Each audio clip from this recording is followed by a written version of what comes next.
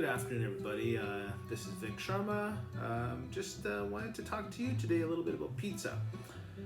What's better than bread and cheese, right?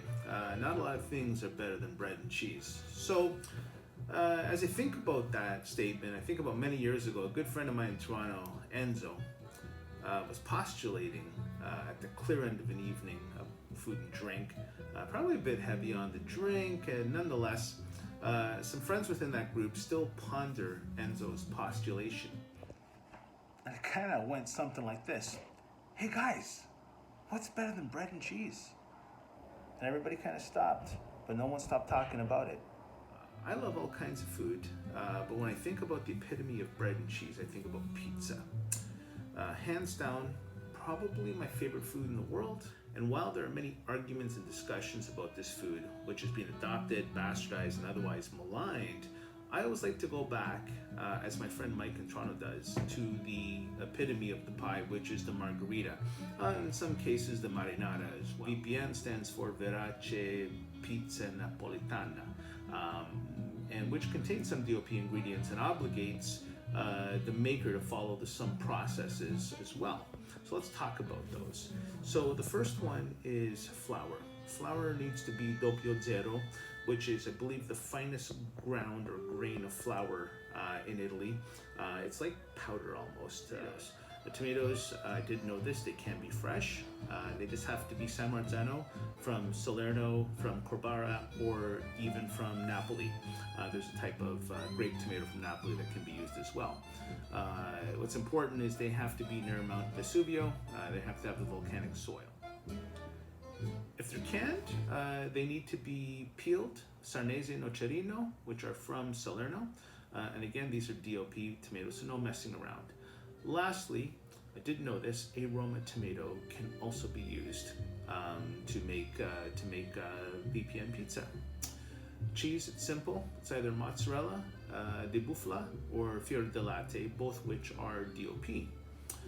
If you use a grated cheese, it must be a hard cheese like Parmigiano Reggiano. Oil must be extra virgin olive oil. You can use oregano as well. I believe in the marinara, use some oregano. Basil must be fresh when it's used, and the oven must be a wood fire oven, unless it's not allowed for, say, municipal reasons. In that case, the VPN Association must approve either a gas or an electric oven. But seriously, if you can't get a wood oven, don't bother. Just forget about it. What else? Oh, now what we're going to do is we're going to try a couple of pies. One is VPN from Nicli Antica Pizzeria in Edgemont in North Vancouver, and the other one is from Bufula, also in North Vancouver. Let's see what happens, guys. So we need a couple of things to get ready for this. Number one, you gotta have arugula salad. Who has a margherita pizza without dumping some arugula salad on top? The other thing, pepperoncini and oil. You know why? Because in Vancouver, they don't know what's up. They don't put pepperoncini and oil on the side with the pizza. When I ask for it when I go to a restaurant, you know what they say? What's that? Come on, man. The first pizza that has arrived is from Nicli Antica Pizzeria, and as you can see, they have this official tamper-proof seal on there.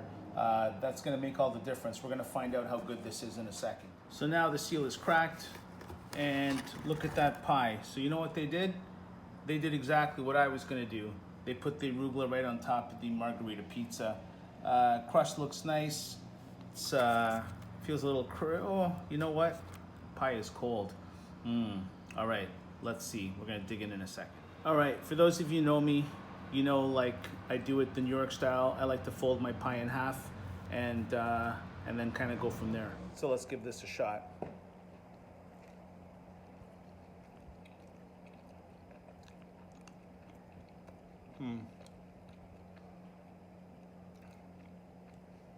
It's a little soggy in the middle. Not bad. The sugo is good. Cheese is good. Arugula is a nice addition. Let's try the edge.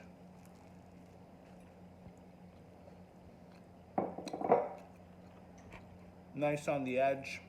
Almost like a bagel. Just right. A little crispy. A little chewy. Nice bread. So the second pie arrived. It is from Bufula. It doesn't have any fancy sticker on there saying there's a seal. We don't need that. We just need to open up the box. That's a nice looking pie. I like that. It's looking pretty good. Can't wait to dig into it.